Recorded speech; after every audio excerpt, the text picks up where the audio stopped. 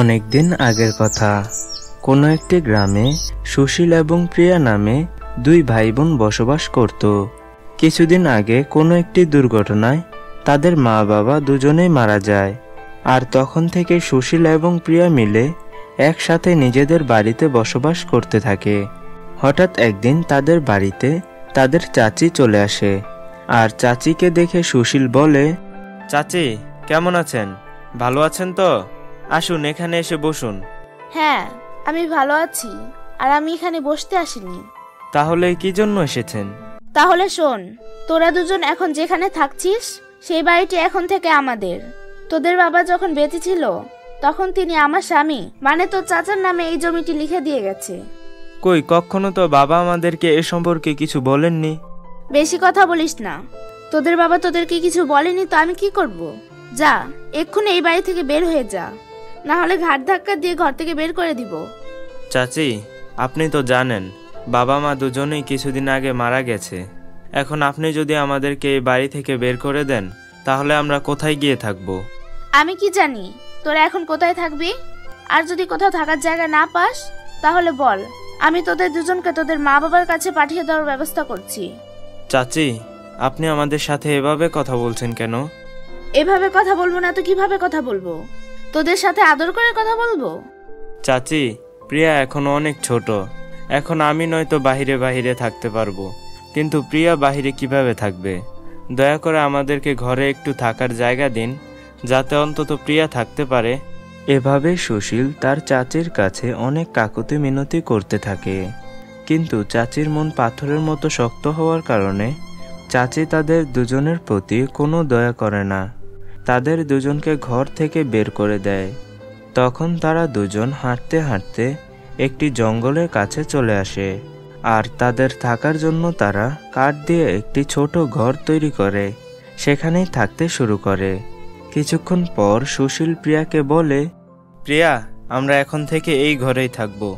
ভাইয়া, আমরা না হয় এই ঘরেই থাকবো, কিন্তু আমরা কি খাবো? আমার খুব ক্ষুধা লেগেছে। হ্যাঁ প্রিয়া, আমি কিছুক্ষণ পর বের হব, দেখি কোনো কাজ পাই কিনা। কোনো কাজ করতে হবে, না হলে আমরা না খেতে পেয়ে মারা যাব। ভাইয়া, তাহলে আমরা আবার ভালো ভালো খাবার খেতে পারবো। হ্যাঁ প্রিয়া, কিন্তু আমার তোমার জন্য চিন্তা হয়। আমি যখন ঘরে থাকবো না তখন তুমি ঘরের ভেতর থেকো, ঠিক আছে? হ্যাঁ ভাইয়া, তুমি ঘর থেকে যাওয়ার পর আমি আর ঘর থেকে বের হব না। আর ভাইয়া, সন্ধ্যায় বাড়ি ফেরার সময় আমার জন্য কিছু খাবার নিয়ে এসো, আমার খুব ক্ষুধা লেগেছে।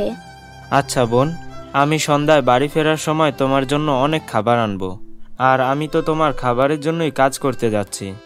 এসব বলে সুশীল কাজের জন্য জমিদারের বাড়িতে আসে। এসে জমিদারকে বলে, জমিদার মশাই, আপনার এখানে কি আমাকে কোনো কাজ দেওয়া যাবে? তুমি তো অনেক ছোট, তুমি কি কাজ করতে পারবে? আর তোমার মা বাবা নেই, তুমি কাজ করবে কেন? না জমিদার মশাই, আমার মা বাবা কেউ নেই। আমরা দুই ভাই বোন একসাথে একটি ছোট ঘরে থাকি।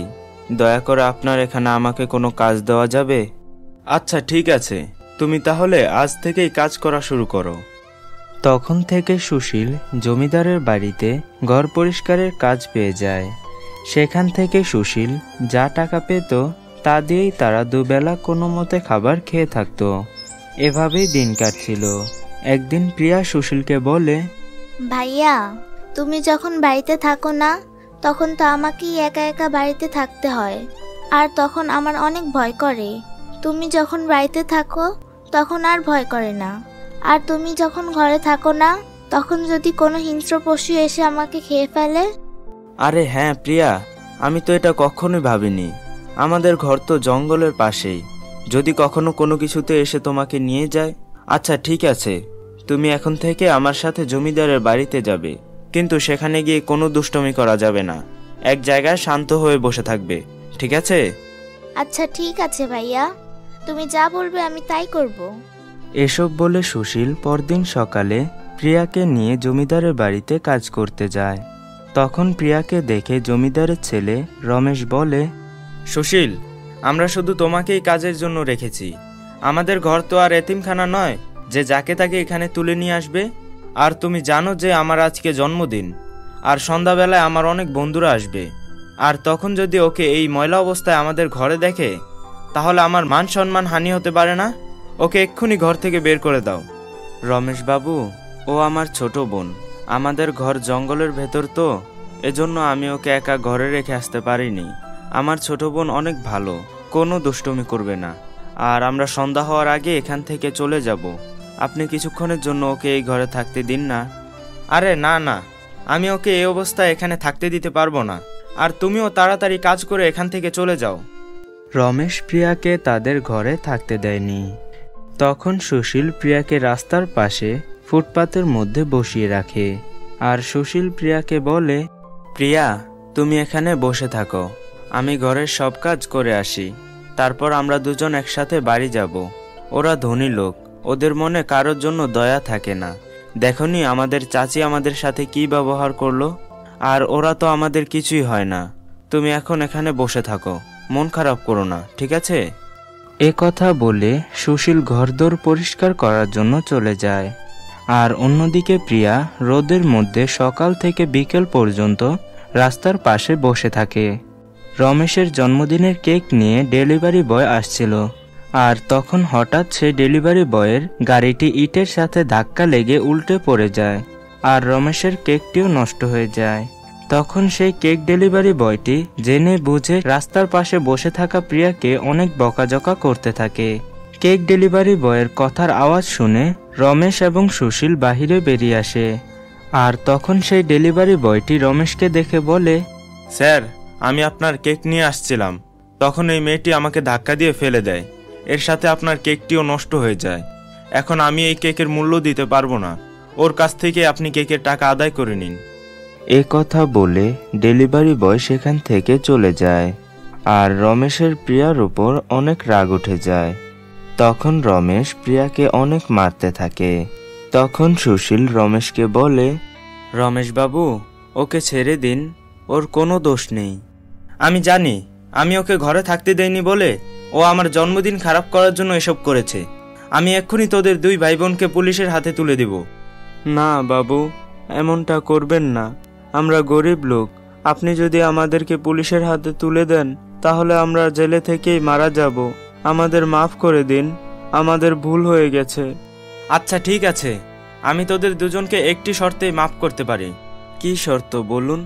আজ সন্ধ্যা 6টার মধ্যে আমাকে আমার কেক এনে দিতে হবে, তাহলেই তোদের দুজনকে মাফ করে দেব।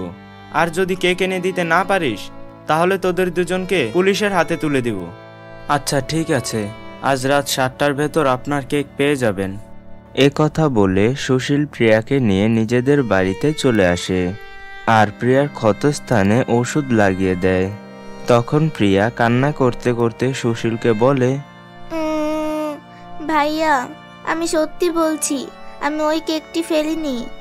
আমি জানি বোন, তুমি কোনো দোষ করনি, আমরা গরিব তো, তাই আমাদের নিয়ে সবাই অবহেলা করে। ভাইয়া, আজ আমার জন্যই এসব হয়েছে। আমি যদি আজ ঘরেই থাকতাম তাহলে আর তোমাকেও বকা খেতে হতো না, আর আমাকেও মার খেতে হতো না। কিন্তু তুমি এখন কেক কোথায় পাবে? 6টা বাজতে আর 2 ঘন্টা বাকি আছে। 6টার মধ্যে তুমি কিভাবে কেক জোগাড় করবে? না প্রিয়া, তুমি চিন্তা করো না, কোনো না কোনোভাবে কেকের ব্যবস্থা হয়ে যাবে। এসব বলে সুশীল প্রিয়াকে অনেক বোঝাতে থাকে, কিন্তু সুশীলও মনে মনে ভাবতে থাকে এই 2 ঘন্টার মধ্যে কিভাবে কেক কিনে আনবে। তখন ঘরের বাহির থেকে একটি আওয়াজ আসতে থাকে। সুশীল আওয়াজ শুনে এর পেছন পেছন যেতে থাকে, আর তখন সুশীল দেখতে পেল জঙ্গলের মধ্যে একটি কুয়ো আছে, যেখান থেকে সেই আওয়াজটি বের হচ্ছিল। তখন সেই কুয়োটি সুশীলকে দেখে বলে, সুশীল, ভয় পেও না, আমি জাদুর কুয়ো। তুমি কি জাদুর কুয়ো? আর তুমি কি কথা বলতে পারো? আমি আগে জানতাম না তো। হ্যাঁ, আমি জাদুর কুয়ো। তুমি এখানে অনেক দিন ধরেই থাকছো, কিন্তু আমি কখনোই তোমার সাথে কথা বলিনি, কারণ আমি অসহায় আর বিপদে পড়া লোকদেরই সাহায্য করি। আজ তুমি বিপদে পড়েছ, আমি জেনেছি বলেই তোমার সাথে কথা বলছি। আমি জাদুর কুয়ো, তুমি এখান থেকে যা কিছু চাবে তাই পাবে। তোমার আজ কেকের প্রয়োজন, তাই না? তুমি এখান থেকে যতগুলো কেক পারো নিয়ে যাও। সত্যি তুমি আমাকে কেক দিবে? কেন নয়, অবশ্যই। তুমি আমার এখান থেকে যত পারো কেক নিয়ে যাও। জাদুর কেকের কুয়োর কথা শুনে সুশীল খুব খুশি হয়ে যায় আর কুয়ো থেকে একটি বড় সুন্দর কেক নিয়ে যায়। সেই কেকটি নিয়ে সুশীল জমিদারের ছেলেকে দিয়ে আসে। সুশীল জাদুর কেকের কুয়োর সাহায্যে অনেক বড় বিপদ থেকে রক্ষা পায় আর সুশীলের সাথে ঘটে যাওয়া সব কথা ছোট বোন প্রিয়াকে খুলে বলে। আর এসব কথা শুনে প্রিয়া সুশীলকে বলে, ভাইয়া, না হলে আমরা একটা কেকের দোকান খুলি। জাদুর কুয়ো থেকে কেক এনে আমরা আমাদের দোকানে বিক্রি করব। তারা দুজন এসব কথা ভেবে নেয়। এর কিছুদিনের মধ্যে তাদের গ্রামে একটি কেকের দোকান খুলে আর কেক বিক্রি করে সেখান থেকে যা টাকা আয় হয় তা থেকে কিছু টাকা দিয়ে নিজেদের থাকা খাওয়ার খরচ চালায় এবং কিছু টাকা গরিব দুঃখীদের মধ্যে বিলিয়ে দেয়। একদিন গরিব দুঃখীদের খাবার বিতরণ করার সময় সুশীলের চোখ তার চাচির দিকে পড়ে। তখন সুশীল চাচির কাছে গিয়ে জিজ্ঞেস করে, চাচি, আপনি তো আপনার ধন সম্পত্তি নিয়ে অনেক সুখে শান্তিতেই বসবাস করতেন, কিন্তু এখন কি হয়েছে? সুশীল, তুমি আমাকে মাফ করে দাও। আমি তোমাদের সাথে মিথ্যা কথা বলেছি আর তাই মনে হচ্ছে আমাদের সব সম্পত্তি নদী ভেঙে নিয়ে গেছে। আমাকে মাফ করে দাও। চাচি, আপনি যেহেতু আপনার ভুল বুঝতে পেরেছেন, তখন আমি আপনাকে মাফ না করে কিভাবে থাকি? আজ থেকে আপনি আমাদের সাথে থাকবেন। তখন থেকে সুশীল প্রিয়া এবং চাচিকে নিয়ে খুব সুখে শান্তিতে বসবাস করতে থাকে। তো বন্ধুরা, আমাদের আজকের এই গল্পটি এ পর্যন্তই। আমাদের আজকের এই গল্পটি যদি তোমাদের কাছে ভালো লেগে থাকে তাহলে ভিডিওতে অবশ্যই লাইক করবে এবং তোমরা যদি আমাদের চ্যানেলে নতুন হয়ে থাকো তাহলে আমাদের চ্যানেলটি সাবস্ক্রাইব করবে। তো দেখা হচ্ছে পরবর্তী কোনো ভিডিওতে। সবাইকে ধন্যবাদ। আসসালামু আলাইকুম।